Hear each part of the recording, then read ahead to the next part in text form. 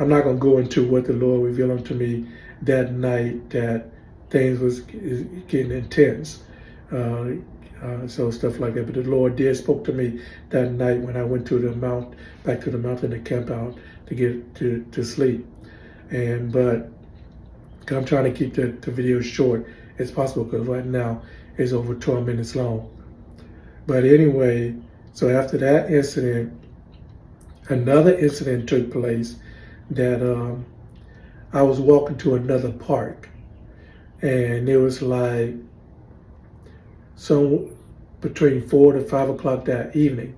And as soon as I walked on the sidewalk, going to this picnic table where I usually sit at this specific park, I did notice there was a unmarked car parked on the other side of the park, facing the direction where I was walking toward, just sitting there. So, based upon my training with the government, I could spot an unmarked vehicle. And so he was just sitting there watching me, and it was, the driver and his partner just watching me enter into the park. As soon as I got off the sidewalk and went toward the picnic table, about to sit on the picnic table, another unmarked car came from the same direction I came, speeding around the corner, and just stopped right in front of me. And then the two plainclothes, they were plainclothes officers, the plainclothes agents, and they was not working for Tempe Police. These are actually agents of the government. So they both got out of the car and say, "Hey, you, stop. We need to talk to you." And so as soon as they did that, got out of their car and do that, before they even closed the door, the unmarked car that I spotted earlier, the officer got out of that car. Another unmarked car came up and stopped several cars behind them. Two agents got out of the car in front of them, behind them, shouted at them, say, "No, leave him alone. He's okay. He's with us." And so the two officers who were about to approach me, they was kind of shocked. They didn't expect that. So they looked and said, "We need to talk to him." They said, "No, we ordering you to leave him alone. You mess with him, you asking for trouble you're not aware of." And so I'm standing there looking and say, "Okay, what's going on?" And so they should have already got the order from their superior not to bother me, because I'm in town. I don't bother nobody, and whatever talents and gifts or powers I have, I don't use it to harm anybody, so they have no reason to approach me. I'm not breaking no law, but something was going down. So within that year, that they wanted to approach me to take me away. So the other officers, the two officers in the two separate cars, or the two agents in the two separate cars, they got in an argument about a good 15, 30 minutes, that over me. And then, but the other two officers, the other two agents, distant away, just standing near their unmarked car, they just stood there and watched, ready to call for backup. Because one of them had his hand, on his radio, ready to call for backup, while the other one, standing on the other side of the car, had his hand on his gun, ready, see if things go down. That's how intense it got. And then when the two agents who stopped to try to approach me, they looked and noticed a fourth car. A third car was coming up the other street and stopped at the stop sign at a three-way road crossing. And they stopped. They didn't get out of their car. They just sat there. But there was two agents in that car, and so they noticed that, okay, for whatever reason, I'm very well protected. So they looked around and said, okay, they're not going to let us take me in. So they said, well, so after 15, 30 minutes of arguing about taking me in, they the driver told his partner, let's get in the car and go. So they got in their car and just left. And then the officer, the agent, the last car just pulled up. They followed they followed those two agents out of they just followed them out of the park area. I don't know if they continue to follow them.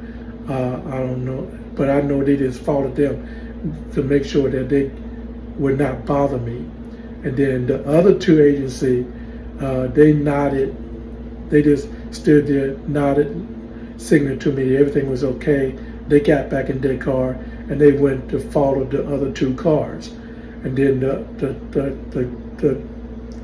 third car that actually pulled up behind the first car to argue with them to tell them to leave me alone.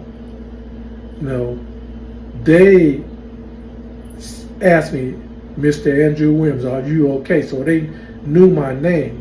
I'm standing there. I'm upset. I'm angry. I'm ready to go off. I said, who is you people? I don't know you. I don't recognize you. And the agent said, who we are is not important. You don't need to know that. And I said, I know who's following me. I usually know who's watching over me, but I don't know you people, what agent you from. Because I didn't recognize these agents. And then they kept saying, we got to go. We just want to make sure you're okay, safe and secure. So you have a good and blessed day. So I said, no, you're going to answer my question. And then the driver said, Mr. Williams, you have a good and blessed day. We have to go. So I stopped. And then, because the Holy Spirit said, Andrew, calm down. Let them go.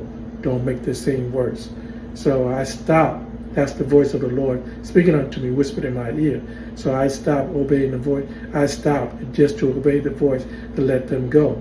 And then the guy on the passenger side, his agent, the other, second agent, the passenger, he said, you still have friends in high places, so don't worry about nothing. We got this under control. And they got in their car and just left. So that was basically it with the incident that took place within that 6 or 7 years, my last year being homeless in Tempe, Arizona. And even till this day, I don't know who those agents are of that Pacific agents. I know I know I have different agencies watching over me, making sure I'm safe and secure. I know some of them are from my childhood. I knew from my childhood as I used to work for them, but I also knew ever since living in Columbia, South Carolina, new agents or agency have popped up to help keep an eye on me to make sure I was safe and secure. Even they followed me to Tempe, Arizona, as they continue watching over me. So, but I knew and understood that day was a clear indication that whatever was going on within the authority and the government, it got intense. That even my enemies wanted to make a bold statement to approach me in broad daylight. That don't happen. That haven't happened since I was in the 6th grade, and because of the power of my God, Aniyah.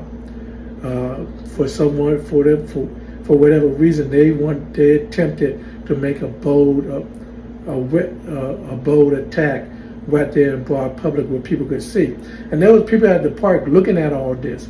The park wasn't crowded. There was just several people at the park walking their dog, walking their little kids at the park, playing on the kid area, whatever it's called, watching all this, witnessing all this. And so that's the best way I can explain it. Because after all the agency or the officer left, even a couple of the individuals I met who live right next door to the park, they said, well, What was that all about? I just told them straight up, it's best for you not to ask. You don't need to know what's going on. And I told them, if anybody come and ask you any questions about me, but just tell them you don't know me for your own safety and for your own family well-being. You don't know me and you don't want to know what this is all about. So that's the best way I can. That's the only answer, honest, sincere, honest answer I can give them without lying to them, or revealing what's going on in my life. So they just kind of said, okay, and then they just left, went back doing what they're doing, either they're walking their dogs or playing with their children in the kid areas, so stuff like that. So those incidents when Tempe Police Department and different agencies in the government took place within of my last year being homeless in Tempe, Arizona, or Phoenix, Arizona, whatever you want to call it. So I'm going to go ahead and end it there. And I appreciate y'all stopping by to watch and to listen. Y'all have a good and blessed day. Shalom.